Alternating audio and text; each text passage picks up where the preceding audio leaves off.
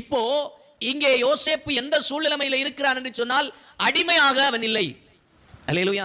மாற்றாக அவன் எங்கே அடிமையாக விற்கப்பட்டானோ அதே தேசத்தில் ராஜாவுக்கு அடுத்த ஸ்தானத்திலே அதிபதியாக அமர்ந்திருந்தான் யோசேப்பு. அல்லேலூயா. இதை ஒரு மனிதனுடைய கரம் செய்ய முடியுமா? ஒரு மனிதனுடைய செல்வாக்கு ஒருவனுக்கு இதை கொடுக்க முடியுமா? ஒரு மனிதனுக்கு ஒரு குடும்பத்தின் பின்புலத்தில் இருந்து இந்த உயர்வை கொடுக்க முடியுமா என்று சொன்னால் முடியாது. அல்லேலூயா.